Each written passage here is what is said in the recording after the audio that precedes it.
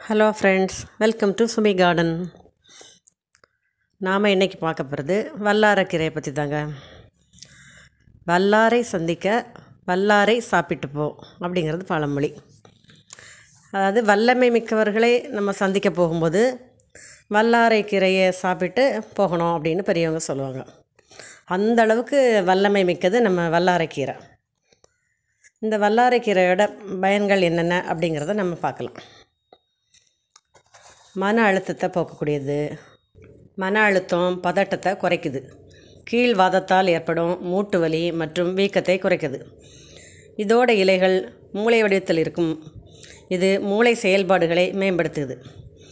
வல்லாரையை சாப்பிட்டால் ஞாபக சக்தி அதிகரிக்கும், வயிற்றுப்புண்களை குணப்படுத்தும். இதன் சுவை இனிப்பு, கசப்பு, துவர்ப்பு கொண்டதாக இருக்கும். இதய ஆரோக்கியத்தை மேம்படுத்தும், நோய் எதிர்ப்பு சக்தியை அதிகரிக்கிறது, தசை பிடிப்புகளை தளர்த்துகிறது, மலச்சிக்கலை குணப்படுத்துகிறது. இந்த கீரையில் இரும்பு சத்து, சுண்ணாம்பு சத்து, உயிர் சத்து மற்றும் தாதுக்கள் உள்ளன. ஹீமோகுளோபின் அதிகரிக்க இதை சாப்பிடலாம்.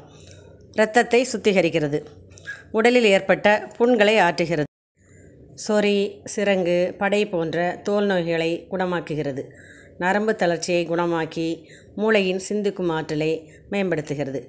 இதை கொண்டு பல் துலக்கினால் பற்களில் உள்ள மஞ்சள் கரைகள் நீங்கும், அஜீரண கோளாறுகளை போக்க வல்லது, மங்கலான பார்வையை சரி செய்யும். இதை தொடர்ந்து மாதக்கணக்கில் சாப்பிட்டு வந்தால் நரை மறைந்து இளமை தோற்றம் வரும். உடலில் உள்ள நோய் கிருமிகளை அழிக்கும் சக்தி இந்த வல்லாரைக்கு உண்டு. வல்லாரை கீரையை வலியை போக்க மேல் பூச்சு மருந்தாக பூசலாம்.